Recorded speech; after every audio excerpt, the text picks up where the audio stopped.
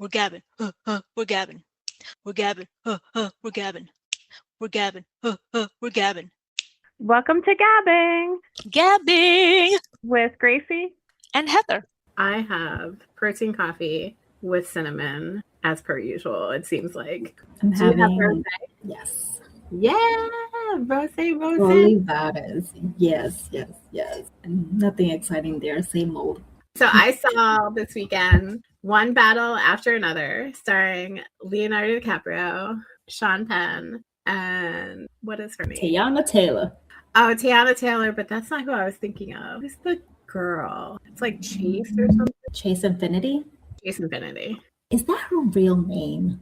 Chase Infinity Payne. Oh, it's a middle name. Okay. She was named after the Batman Forever character Chase Meriden and Buzz Lightyear's catchphrase to infinity and beyond. This is the most, whatever, is she Gen Z? She was born in 2000. That is like such a Gen Z thing. Like she's named after Toy Story and Batman Forever. Her parents, sure. Yeah. That's hilarious. Yeah. I love it though. I'm trying to think if I would have named my kid Ariel if it was a girl. Oh, there were like a whole bunch of Ariels. Lila agrees. Lila is our third co-host. Yes. But I will say it was a very good movie. I understand why it won Best Picture at the Oscars. This mofo was 2 hours and 42 minutes long. I was so mad. Oh my gosh. Did you sit down in like one sitting or you had to split it up? I surprisingly sat down in one sitting and watched it. But I kept being like, I just fucking left of this movie. Actually, no, I think I lied. I think I paused it at one point and made a meal. Okay. It's a little bit of a blur. What does it say about us that we can no longer sit through a movie? Not that we cannot, is that we prefer not to sit through a movie that is that long. When we used to sit through a movie that long. What movie that long were we sitting through? Titanic, girlfriend, with Leonardo DiCaprio. How long was that movie? That movie was a long movie. I remember it being a painful experience because I was in the front row and I was like, can this movie just be done already? So I don't think I did sit through it. Titanic run time is 3 hours and 15 minutes. And I was in the front goddamn 2 row. 2 hours and 40 minutes. I guess the 3 hours that I saw might have included the nonstop trailers. I'm still reading 3 hours and 14. So let's just say it was over 2 hours and a half. My favorite movie of all time, Amelie, is 2 hours and 2 minutes. That was such a long movie back in the day. It was. I will agree with you. When did that movie come out? Titanic came out in 97. Amelie was like 2000 or 2001. 2001. Mm-hmm. It takes place in the late 90s because it takes place when Princess Diana passed away, which was like 97. I liked One Battle After Another. It was so confusing and chaotic. Really? I mean, once I figured it out, I was like, okay, like I understand what's going on. It's kind of like they were part of, like, Leonardo DiCaprio and Teyana Taylor were part of a like revolutionary group, kind of like Weather Underground, like back in the day. And they all have to like go into hiding because something happened. It's like them being like hunted down and stuff. And so he gets separated from his daughter. So he has to like try to like get his daughter back. Okay. Who is Chase Infinity. How long ago is this? I'm assuming that most of the movie is set current times because there's cell phones and things like that.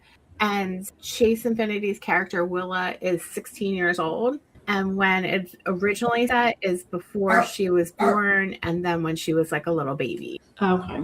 Because he like basically goes into hiding with her when she's like a little baby. It was good. I would recommend it. Sean Penn, what the actual fuck? It was like halfway through the movie when I remembered he was in it and I realized who he was in the movie. He was so disturbing. And he didn't look like himself. He looked terrible. Same with, what is his name? Benicio del Toro. Like Sean Penn and Benicio del Toro, they like made look, well, actually Leonardo DiCaprio too. They made them all look terrible. I guess that's the point. They're in hiding. Not all of them are in hiding. Oh, well. But yeah, I would say like the men in general, maybe they did that on purpose. Is this like a female-led movie? Who's the director? Women empowerment. Oh, it's Paul Thomas Anderson. I think we knew that already. Yeah, we did. We just forgot. Yeah, exactly. But yeah, like I feel like in general, they made the women look fantastic and they made the men look not great. I mean, they didn't look terrible. Well, Sean Penn kind of. They just made them not look like they normally would have them look, which I think is a good thing. All right, she'll see. So it was good. By the time I get to it, it'll be like 20 years from now. I just been thinking a lot about JC Chazé and how album Schizophrenic didn't do so well. I just keep wondering if it was because it wasn't a good album, or is it because there wasn't proper marketing as they did for Justin Timberlake. His album was like very eclectic, whereas Justin's is R&B, and he had like great producers. Not to say that JC didn't, I'm sure he did, but I think that because his album was so eclectic and it kind of like threw people off, and even the subject matter, like one song was titled All Day Long I Think About Sex, it's just like, it's too in your face, certain words and lyrics, but like the title itself is like, whoa, what's going on here, JC? You sound like...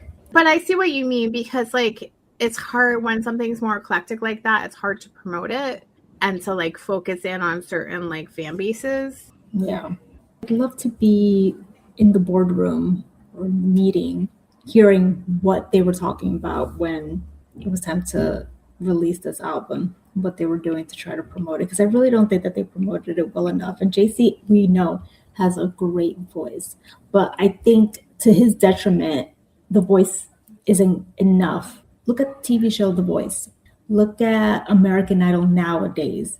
They're not producing stars, even if all of these individuals have great singing voices.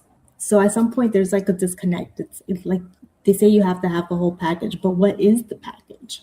Do you think it's just these companies and these like whoever's in charge, like whoever are the decision makers, like the stakeholders in the situation? Do you think that they are just not keeping up with the times and they're having like a more like old-fashioned way of thinking about things? Like I'm specifically thinking like I wonder if there were women involved in the process for JC, because his fan base, I would imagine, is mostly women. And so like if there were not women in the room, they might have been missing things, like a perspective that could have helped promote the album a little bit better, or like even change how the album was laid out. Like maybe been like, okay, let's maybe like change the name of this song because it won't necessarily be appealing to your typical fan base. Because like you said, like what's the name of that? Like I think about Sex All Day Long.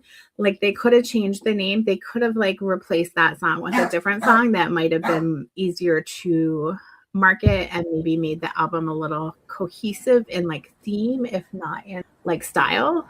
Because there really does have to be some kind of cohesiveness to an album. Otherwise, is it really an album? I'm like what's the purpose? Maybe two things happened here, right? The album came out 2 years after Justin's first album came out. And I don't recall when Justin's second album came out, but either they were throwing him a bone because he is a member of NSYNC, very big popular boy band, and he wanted to do an album. Or they thought based off of Justin's success, they'll be able to, just off of his name, JC Chazé from NSYNC, have a successful album. Yeah. They didn't really make the effort. And it's like, maybe nobody was thinking about how unimpactful the songs on the album would be to the general audience. Like fans like me, I think it's a good album. Is it a great album? It could have been better. Yeah, because you're gonna, within your fan base, you're gonna have the people that are gonna, like, we'll talk about Taylor Swift. Like her latest album, a lot of people didn't like. Within that fan base, you're always gonna have people that like are gonna be ride or die for that person, no matter how bad the album is. Like she could put out like a piece of shit and they would be like, this is amazing, this is gold.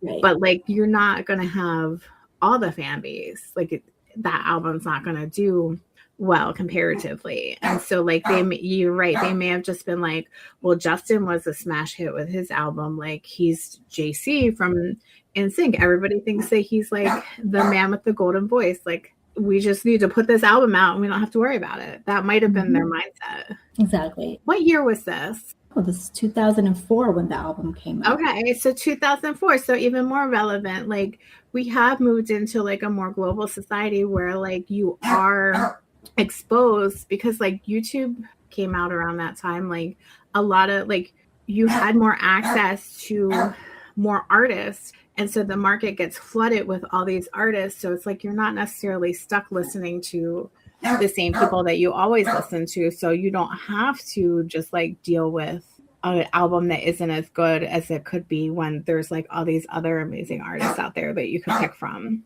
Well, I keep thinking like a third reason why it maybe didn't do so well. Maybe he was insistent also on like having these specific songs on the album, even though they didn't. I mean, it could have been anything. He wanted to be personally involved. Like this is his music. This is his music. This is his style. Yeah. Kelly Clarkson, when she wanted to do a different album, but she was told that she shouldn't do a different type of album. And that album ended up bombing. Yeah, so it could be that situation. It wasn't that. What would I call Kelly Clarkson? You know, like that. I don't know what the word is, but I know what you mean. Like she was told that she shouldn't do this, but she was like, I'm going to do it anyway. Yes. And that might be the case with him. Like maybe he did have people that were like, oh, maybe not do this. And he was like, this is my baby. I'm going to do what I'm going to do. But he also may have just had yes men around him where like he didn't have people that were like, hey, maybe this isn't the best idea. Yeah. You know what would be a good question to ask JC? What was his intent in making this album? Did he make it because he wanted to have a say in his album, whether it did well or not? He just wanted to have something put out there? Was his intent to continue producing his own music, dropping albums, or he just did it just to do it? Yeah, I think we need to have him come on and be interviewed by us. JC. Oh my God, I would die. Okay. See, come on, we have questions for you. Spill the tea.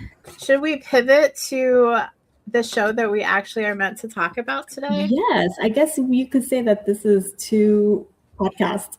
But not really, because I'm going to pivot it to, we're going to talk about the show that shall not be named, that is school related, but we're not going to name the name of the show, but there is a character named, and I'm going to bring it in with the music theme because I have two different things about this. So I'm going to bring up Tariq because he is, I guess, a rapper.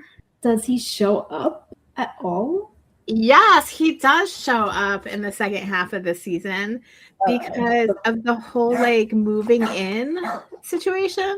You're right. And he's got his shit everywhere, and like the ghost of Tariq is living in the apartment. So he has that music tie-in, so it actually transitions well. And it also reminds me, like, I wanted to bring up, is it ever okay to leave your shit at your ex's? I don't think it is. Like, get your shit and go. Like, he's got like his gaming system in the cabinet, and like I think that Tariq is his own beast. Like, he's just out of control.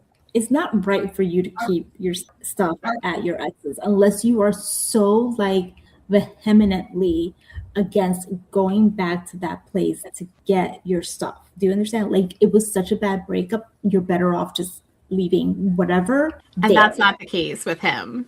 No, he's just a hot mess. Because he like just, we found out he had a key and he was like showing up when they were sleeping. How does she not know that he kept the key unless he made copies? She needs to get her shit in gear. Because, you know, you're totally going into my next topic with him, which is weaponized incompetence. Like, he has her so messed up. So, like, I think I mentioned this before. There's a song called Labor by Paris Paloma.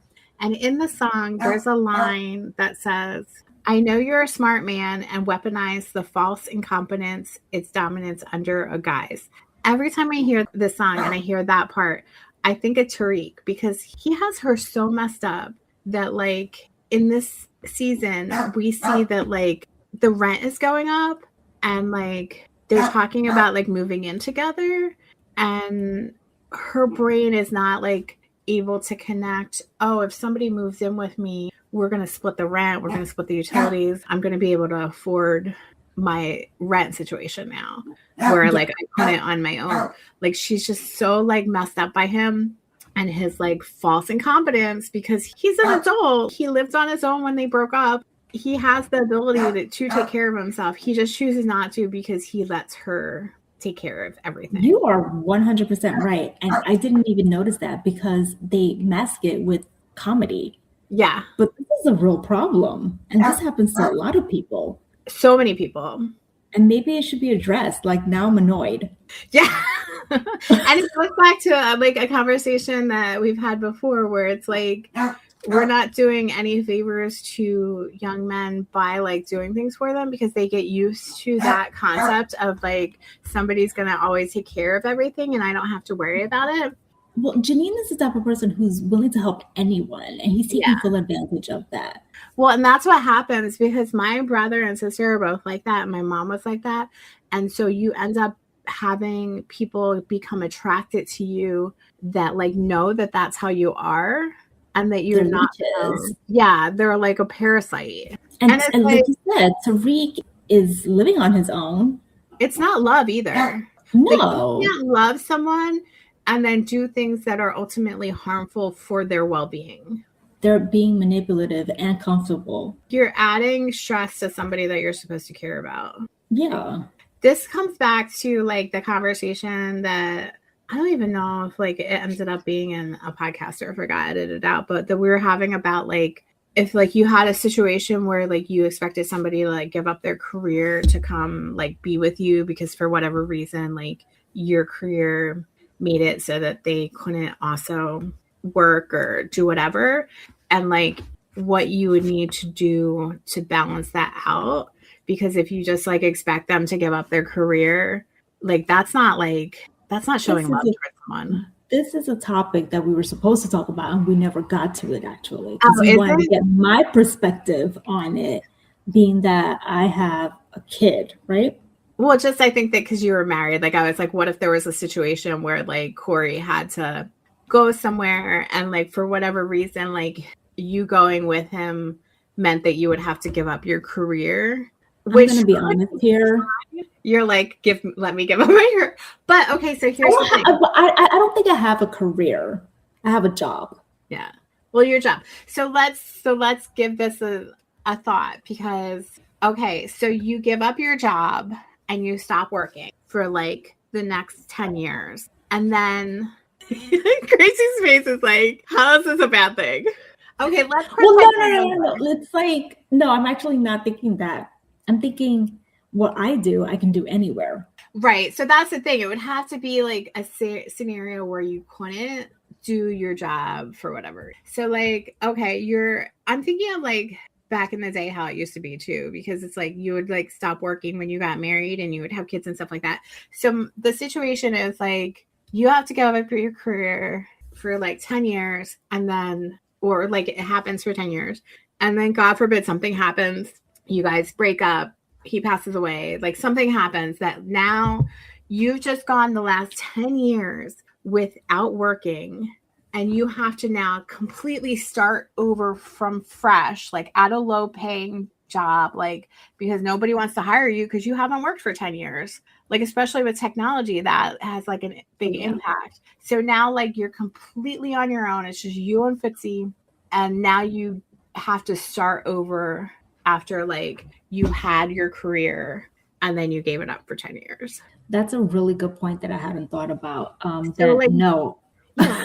My thing was like, if that's going to happen, if you actually love the person and care about them, you're going to have some kind of contingency plan. You have to. I mean, how about this? If God forbid something happened to him, not that he's deceased, if he can't like walk, something happens where he cannot work and I have to jump in. And you're also the caretaker too. Exactly. That's even worse. You know? My aunt's actually a great example of this. My aunt worked. She actually met her husband, my uncle, through her work. They got married. They were both working. Everything was going great.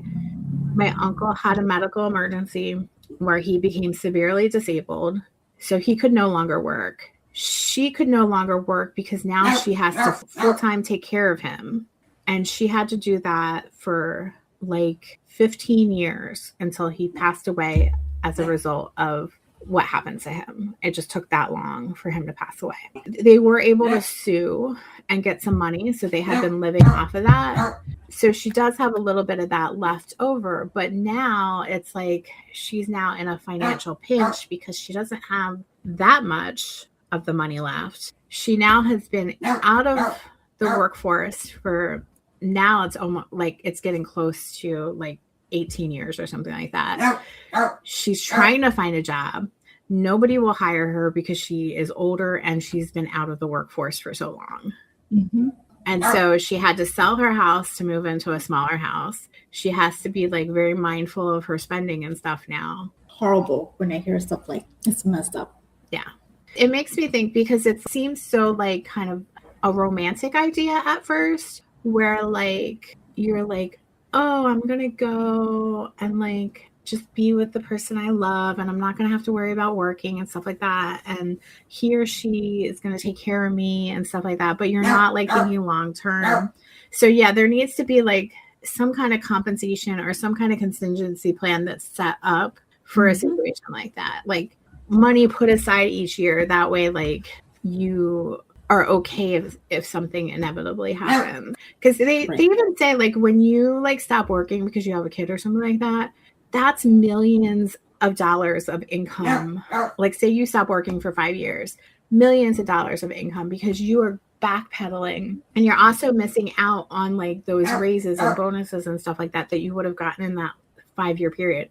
So it's not like you're just like going back to where you were 5 years ago, you're going back further and having to like build everything up again. And it's generally a woman that's expected to do it in a relationship. Not always, but like the majority of the time. So that's my decision, you know, because some people are put in a position where it's more affordable.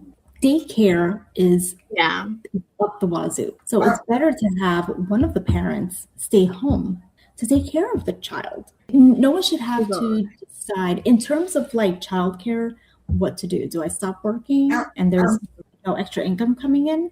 Or do I spend X amount of money and it living paycheck to paycheck, you know, depending on anyone's situation, but the worst case scenario, paycheck to paycheck. This is such an American problem too. But yeah, like I remember these kids I used to babysit for, the mom said that. She was like, I almost feel like I need to stay home and take care of the kids because my entire salary is going to the daycare. She's like, I really want to work. Like I want to like have my career, but like we're living off of my husband's money and my entire salary is just paying for daycare. And that's a problem. It's interesting because now, and I vividly remember telling this to my best friend, I told her I didn't sign up to be an at-home mom, right? Mm-hmm. But the pandemic happened and I basically was an at-home mom with help with my mom, right? And working. I had like the best of all worlds. Yes.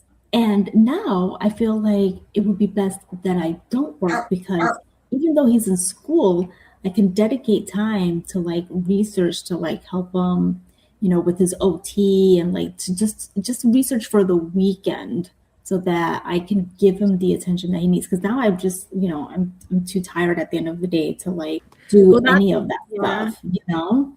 That's another thing. Like you can't plan for things like that. When you did become a mom, you didn't expect that you were going to need to have to like become an expert on like additional needs that your child may end up needing.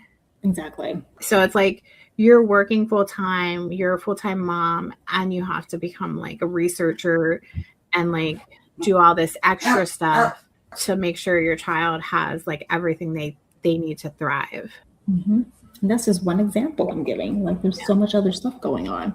We're really veered off topic there, but it all connects. It's all related. Yeah, because it's all about like, it's false incompetence. It's false love. Like, how do you, like, he never like truly loved Janine like she thought he did. No, and, like, he thought he did. He knew exactly what he was doing. he is Gregory's foil. Like they are so opposite. They are. And that's why it was so disappointing when she and Gregory could not compromise.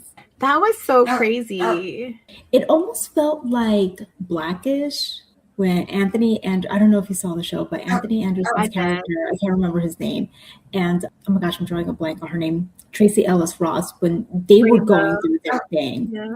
I was like, what the hell is going on here? This is not right. But it's real. It is.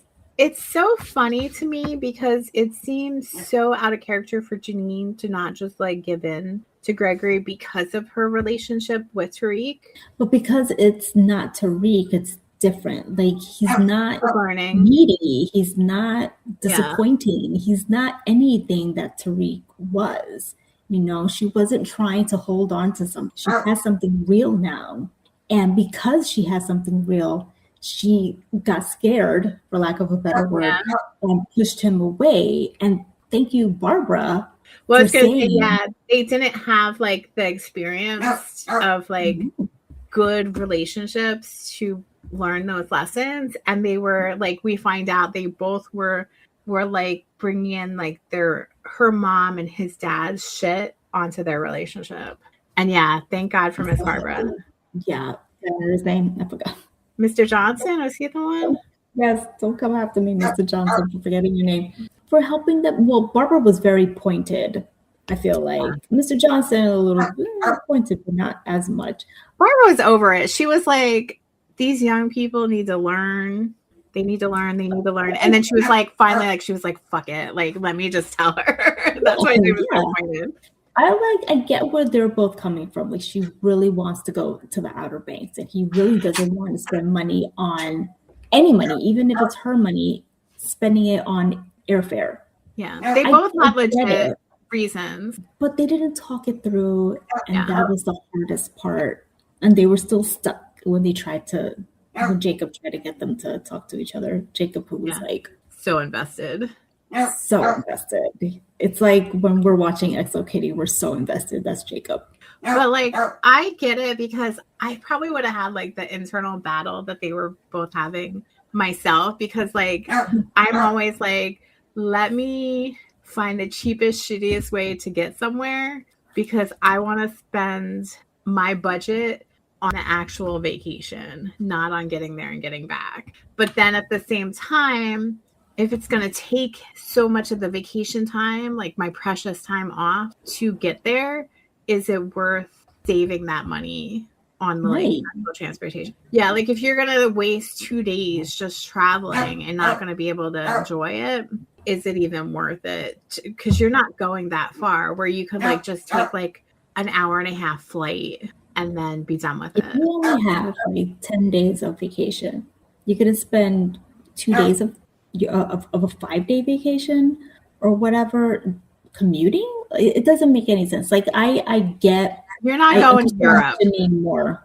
I was feeling it. I was like, come on, just talk to each other, just get this over with. Oh yeah, it made for a very uncomfortable situation. But let me tell you something. So as someone who books travel, she booked the travel, right? She spent the money, and then they decided to go where at the end? Did they go to Atlantic City? I can't even remember. They went to Miami. Oh, which right. That was already paid for. It was already paid for, right? Oh, you're going to spend so much to transfer it. That's what I'm thinking. Or maybe from Miami to Bahamas isn't as much as from Philly to the Outer Banks, you know, whatever airport that is, or wherever that is. Where the hell is the Outer Banks? It's in one of the Carolinas. It's like, I think it's South Carolina. Okay. I don't watch the show. I have no idea. So it's further away. So I would assume that it would be less money to go from Miami to the Bahamas. And maybe they'll have some extra money left over to then to go. Like the money's already spent. That's what I'm trying to say. Yeah.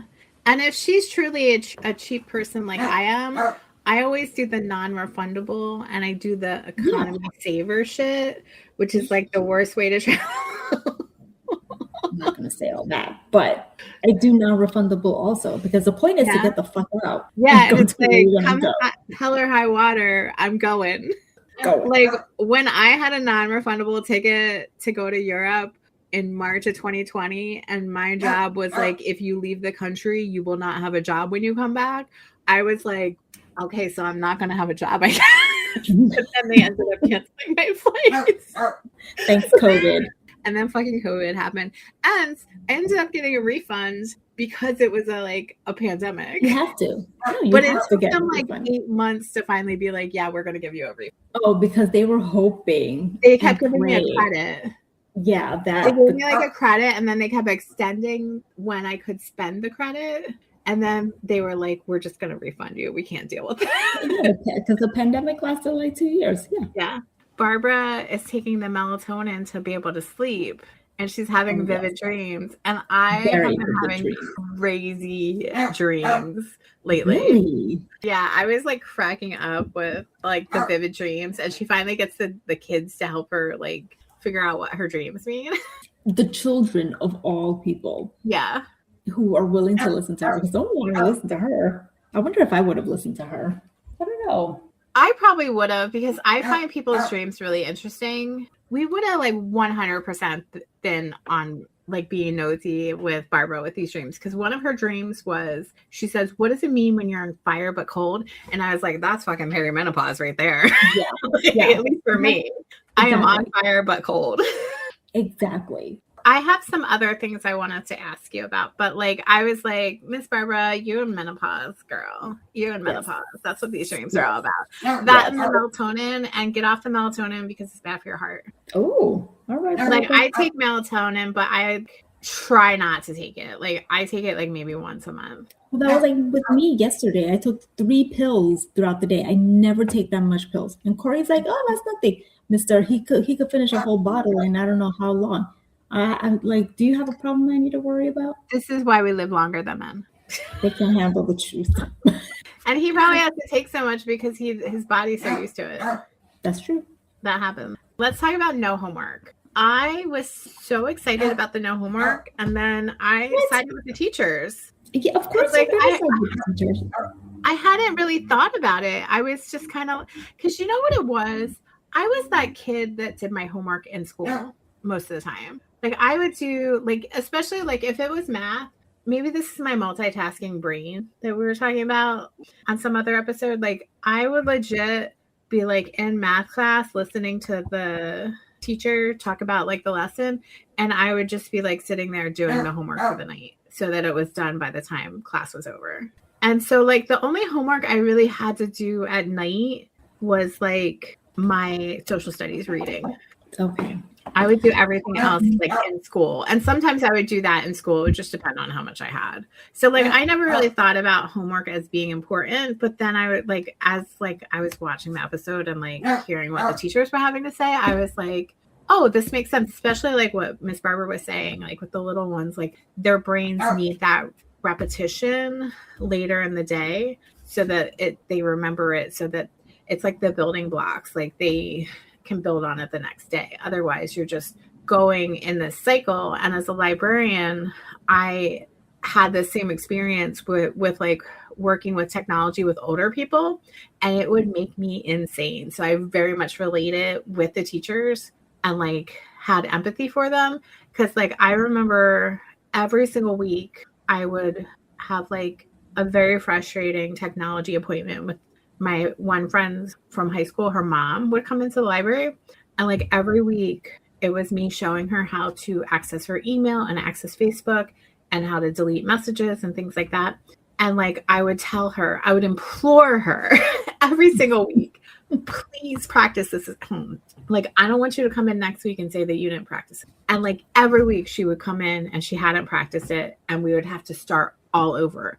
So it was like the same thing every single week because she could never build on it because she never practiced at home. And it was like so taking notes at the very least. Years of this. Oh my gosh. That's crazy. It never clicked. Yeah. And so instead of it becoming a like lesson, like a learning experience, it became, we were just helping her delete her emails and reply to emails and post on Facebook every week instead of her actually learning it. That was her being manipulative. Probably unintentional. Maybe. Taking advantage. Yeah. Taking advantage. Maybe manipulative is too harsh of a word, but yeah. Like, Yeah. why am I going to do it at home when I can do it Well, here with you guys? is it some kind of like weaponized incompetence because wasn't an excuse to come and talk to us or something like that? Or because I feel like how like I earlier was saying, it's not always men that do it. Like I have a neighbor who's a woman who weaponizes incompetence. During the pandemic, I refused to do things for her because she was not like masking and like doing what she needed. And I was like, I'm not going to come over and expose myself and potentially like make my mother sick or someone else sick because you can't follow the rules. So like I refused to do the normal things that she would have me do. She was able to figure it out. So it was like she knew how to do stuff if she had no choice, but she would weaponize incompetence to try to like get me to do the things for her. Like putting a battery in her remote, like changing her clock so the time was correct, like things like that. Jeez. I am a helicopter mom and I'm kind of strict. I have expectations and it's because of how I was when I was younger. We do homework on Fridays. We don't leave the Friday homework that was given to them on Friday to Sunday because I know the whole weekend's going to come. And it's like, oh, I have to do my homework. It's Sunday. No. Yo, you know what I did? And this is going to age us. You know the Disney Sunday night movie that they always played? Yeah. As soon as that theme song came on, I would be like, oh shit, I got to write that essay that's due. I know it. I was a procrastinator also. I know it. So he really is lucky he does not have homework on Fridays, right? That doesn't mean to say that he's not going to have Friday homework next year. Because last year, I don't think he had homework. And if he did, it was like one sheet, whatever. Now he has a little bit more. So they're going to keep adding on and adding on. I want to get into the habit of like, I got my homework today, I'm going to do it today. Now, do you think there should be a gap? I don't think that it's helpful for there to be a situation where they have so much homework that they can't be a kid. Even though I was going to put him in a charter school, I'm glad I didn't put him in a charter school because some of them, not all of them, they give a lot of work and they have long days and it didn't make any sense to me. Like I am an individual who believes that school should be like from 8 to 2, 8 to 2:30. Like he goes until 3 o'clock, which I was surprised. For their little minds, it's a lot. As they get older, it's different. But they're young and they should, and I appreciate that he doesn't have homework on Fridays. He has like the weekend to just chill. But it's going to change as he gets older because he is getting older and he should learn that there is more responsibility that comes to you with age, unfortunately. Yeah. So I do appreciate that. Yeah, I just think there needs to be, I'm thinking of like with activities as well, like after school activities, like sports and clubs and things like that. Like there needs to be some sort of cap where it's reasonable because you should have time to go to school, do your after school activity, whether it's a sport or a club or theater or something like that, have dinner, ideally with your family, have homework, and then still have enough time to rest and have some sort of entertainment. Right. I agree with you. And I often think about Fitzy, if we were to put him in an extracurricular activity, how would that look like? He's not in anything now, but I do see the kids walking by with their baseball bats. And I just wonder, like, and even like parents, what do you do when you have a child that's in an extracurricular activity that's after school? Like, do you leave work early? Like what's the schedule like? How can you break it down so that they are able to get home in time to do their schoolwork, to eat dinner, and to, like you said, have some downtime because you don't want them to feel pressure all around all the time. That's not conducive with learning. Like they need to be able to like rest, have like physical activity, things like that. He's probably too young for this, but when you were in school, like high school, did you have study hours? We did have like study breaks. It wasn't very often. Yeah, I think we had them like 3 times a week. I would also do my homework and stuff during them, but I also recognize that sometimes your brain is going so hard during the day that like that is a good time for you to be able to rest your brain and disconnect so that you're like energized for the next part of the day and learning. Because yeah, like that's another thing to consider too, that some kids need that downtime throughout the day as well. That's why like gym and music and art and stuff is really good because it gives them that like kind of break where they can do something different. Yeah, that's a good point. I never thought about it that way. I just thought about me not taking advantage of an opportunity to get work done.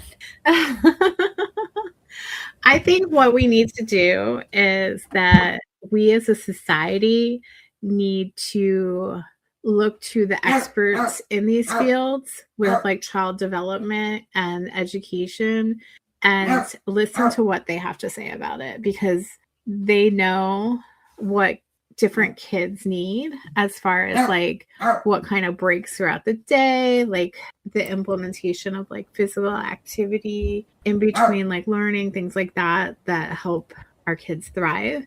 And currently I do not feel like we're listening to the experts like we should be. No, I think when it comes to kids, we never seem to listen to the experts. To be fair though, each child is different, so what experts may say may not apply to all of the kids, but well, I think that's why we need flexibility too. Because like that study period like is a good example, because some kids, they want to spend that time like studying or doing their homework or like doing something more active brain wise, or other kids probably just need to put their head down and like zone out for like that 45 minutes or something like that, because their brain is like going too hard.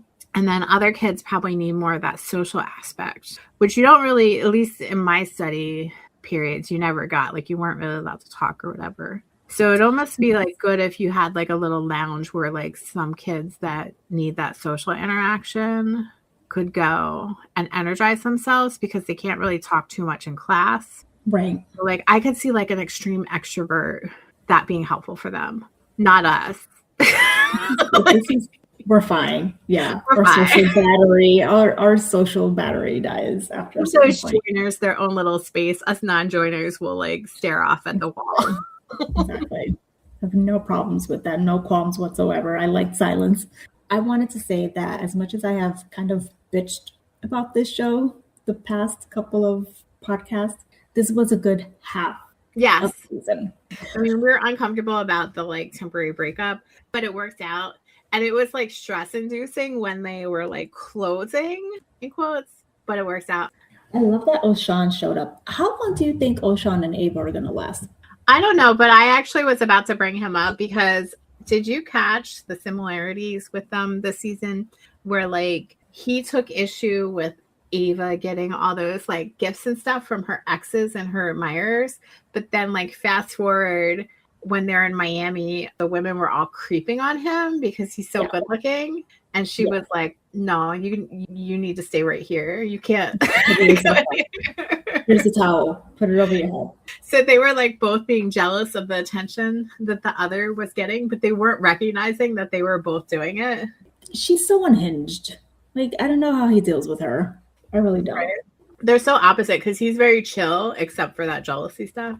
Right, which was stupid. But, well, it goes back to, do you leave your stuff at an ex's? Do you accept gifts from an ex? I think accepting gifts from an ex. Do you continue to have some sort of relationship with an ex? And like, are there circumstances where that's okay and it's not okay? It's very complicated. I think, Heather, that I may have fallen asleep during the scene where they're dancing by the pool to Latin music. I do not remember this at all. Like, I was really tired. Barbara was gonna like jump in the pool or something. I think so. Anytime she goes away, forget about it. She kept her shoes this time at least. you know, she's maturing. Her and Melissa know how to like party hard. You know, she's got Vegas rules. Be really good friends with Melissa and Barbara if we were to have worked at that school. Yes, they would be fun. I think we would have been part of the crew.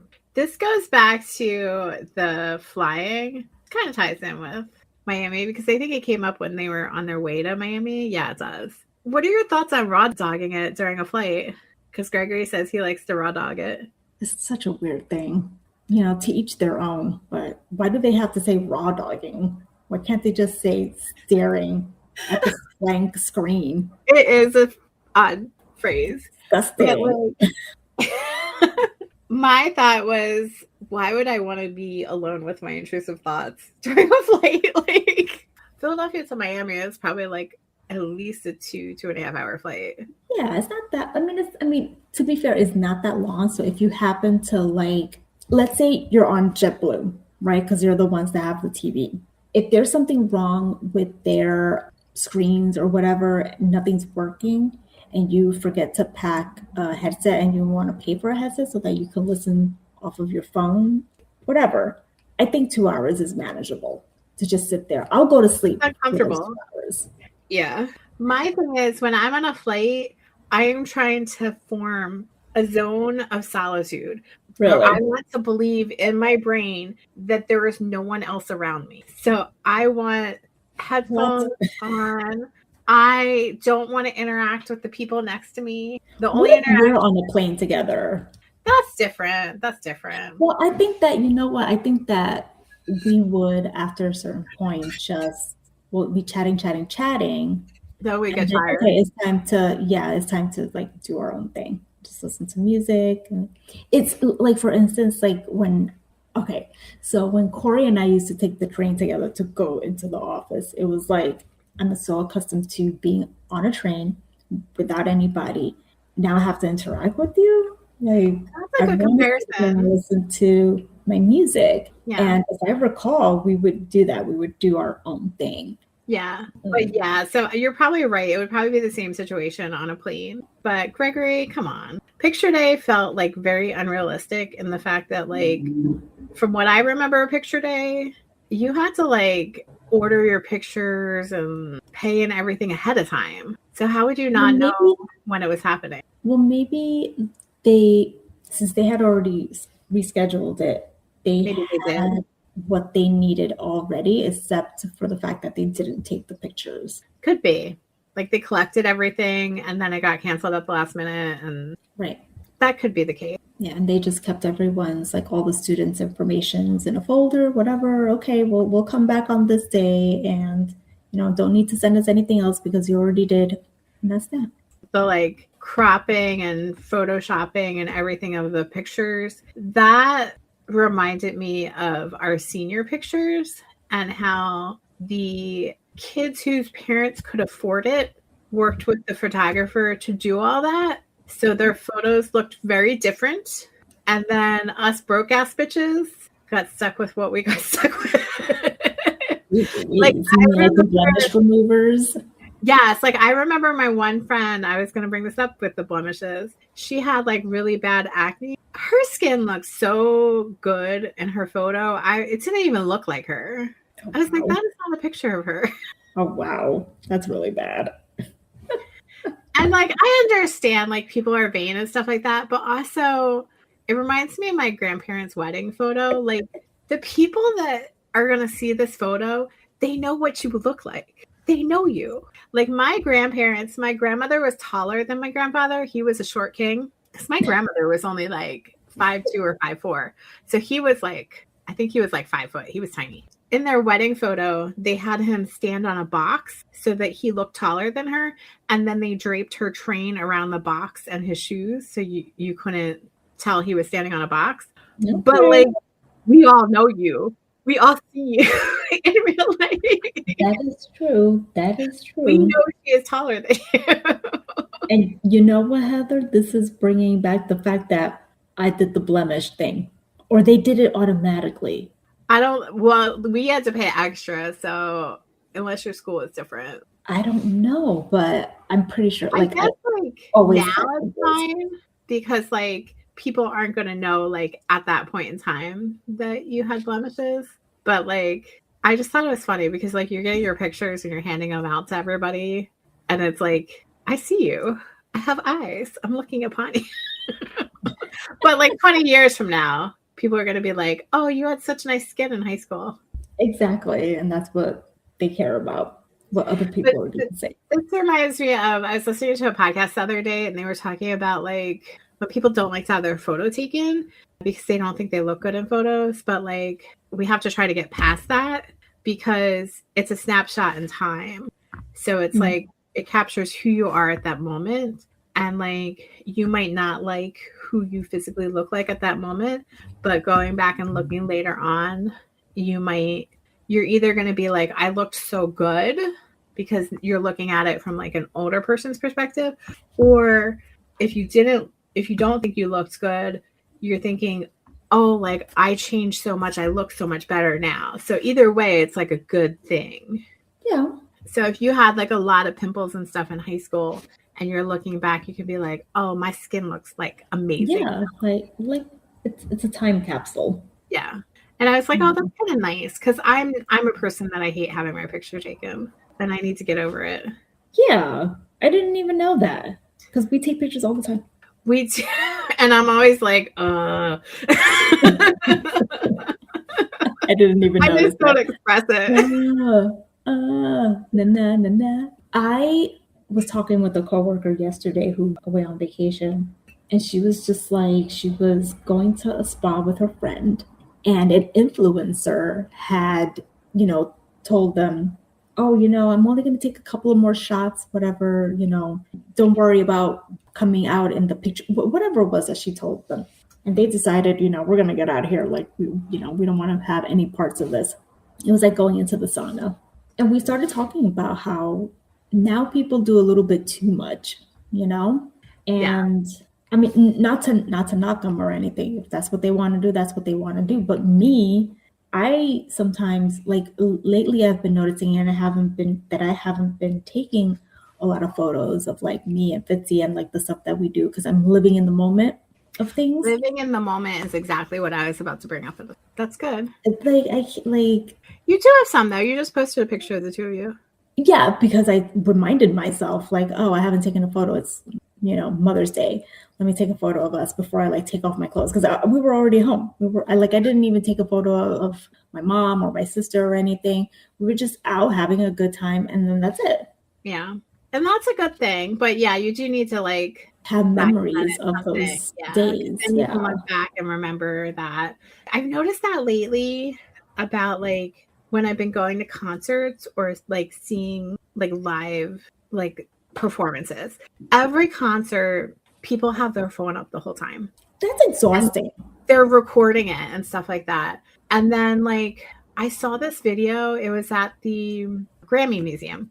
There's a Grammys Museum in LA, and I just didn't even know it existed. So they had like a live performance there, and I was like watching the live performance, and it was so like blatant in this performance, the living in the moment thing, because like you had 99% of the people just with their phone up being very serious, recording the performer who was like literally right there. So he's like performing, and there's just like phones in his face, which is kind of obnoxious.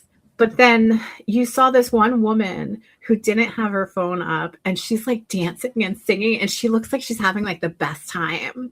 Yeah. And I was like, that's who you want to be in that audience. Yeah. Because everybody's going to be able to go online and see this like recording. Like there's professional cameras recording the performance. You don't need to record the performance. Take a freaking shot of you with the singer in the background if you want proof that you were there. Like, you don't need to worry about, like, recording it on your phone. True. When I went to my last concert, which was Pitbull, Ricky Martin, and Enrique Iglesias, all co-headlining their concert. I know. I got a good seat. It was just one person's seat, and that's it. I'm like, that's the seat. Anytime I go to MSG, and I'm by myself. But I took videos and stuff like that. But I felt forced to have to do it, because it's like, oh, I need to take a video because I'm at this concert. I need to take pictures because I'm at this concert, as opposed to just like even with NSYNC, like, oh, let me take. But that was a different level emotionally, because I was obsessed with them. Like, I wanted to take all the pictures in the world, but I didn't do it all the time. I'm not going to have my hand up throughout the whole entire concert. But yeah, like we forget that we need to live in the moment. But you make a good point about like, you do also have to like try to document just as a way to remember. Exactly. I didn't really have anything else. I wrote down the candygrams just because like we didn't have that when I was growing up. We had like, well, in college we did. You could send someone a black rose in college. But like in high school and elementary school, stuff like that, they're red roses, but they're such a deep red that they look black. Yeah, sure. They're actually really beautiful. we had like Valentine's Day stuff, but it was like you were expected to give everybody in the class one. It wasn't like you sent it to somebody that you liked. Did you have any experiences with stuff like that? No. Okay. And I don't know if it was a rule or if it was just kind of an unwritten thing, but it was like, yeah, you got Valentine's cards, but you did them for the whole class. I don't remember a time where you ever did them for a specific person. I mean, if we did it, I really don't remember. I guess that's how much I cared. But for Fitzy, they have peppermints, what do you call it, for the candy canes for Christmas. I get that for all of the kids in his class. It's just like 50 cents for the small ones. And this year they had brownies. I was like, oh. They had, so in college, we had like the roses, the black roses. And then we also had like your parents could order you a care package through the school. That's nice. I always felt really left out Oh. for that because like they were really expensive. So I never got one. And like I went to like a private Catholic school. So a lot of my friends were from like wealthier families. So they always got them. So I felt like kind of shitty. But like, yeah, like it wasn't until college that we had that like where you could be like specifically receive something that nobody else got or that not everybody got. If it's any consolation, I didn't do any of that shit. Yeah. I didn't expect any of it because I didn't know it. I'm sure it felt really good for the people that did get that stuff. But like I can see where the teachers were coming from, where like it could be really disappointing for somebody if they didn't get it. Mm-hmm. It was the opposite, being the opposite. Mm-hmm. But like I felt for the teachers because if it was like just one student like that situation, I probably would have like at least thought about doing what they ended up doing. But maybe as a teacher, they can do something for the class and everyone like. Yeah, that's true. They could have got one for all their students. So at least that one student. However, that one student, if someone asks, oh, you got it from, Miss Barbara, ha, ha, ha, ha, like, because it's a no-win situation, I think. It is. But they shouldn't have lied and made it sound like it was from a secret admirer. No, that's dangerous territory. Yeah. And they could get into trouble for it, in other words. Yeah, it's kind of creepy. Yes. Don't do that. Don't do that, teachers. Like, it's well-meaning. Like, I would have thought that they would have known better, but... Well, maybe that's the twist, right? Like, because they're older, they don't grasp that part of it. That's true. That's a good point. But did you have anything else? No, actually. It was a good season. We'll see what happens next season. I was like slightly panicking, being like, wait, is this the final season? Like, is the school closing? And then I was like, no, of course it's not closing. No, they're good. They're good. I feel like Melissa went South Philly big time in one of the episodes, but I can't remember which one. I think she does that all the time. And I don't know anything about Philly. You know what it was? Didn't somebody send her cowboy stuff? Oh, yeah. No, she was having a heart attack. Oh, the AI pictures of Melissa as a Cowboys fan. Yeah. I was dying because that is freaking, we're going to war if you do that to somebody in Philadelphia. Or Pennsylvania, I think in general. Eastern Pennsylvania, at least. Yeah. Like, I literally was like, oh, they did not. They sure did. They sure did. And she cried, I think. Yeah, she did. You're right. She did. That was prank day, wasn't it? Yeah. April Fool's Day, yeah. At least Daya got to do what she wanted to do. Oh, that was so funny. Janine jumping in the bubble, thinking there's a kid. Good season. Good conversation. Yes. I love talking about our school days. I know. This was actually good, so I can't complain. Makes me remember things that I had forgotten about. They always do. Like, we always have good conversations once that happens. Yeah. Listeners, let us know what you thought about this week's discussion. We are on Instagram. Our handle is @GabBin Podcast. Go ahead and like and follow us while you're there. Or you could email us. The email address is gabbinpodcast@gmail.com. Let us know what else we should be discussing. Check out our other podcast episodes. We are on all the major platforms where you can find your podcast. Please buy us a coffee. We could really use it. Please do. We need it. Until next time, thanks for listening to GabBin. GabBin! We're GabBin. We're GabBin. We're GabBin. We're GabBin. We're GabBin. We're GabBin.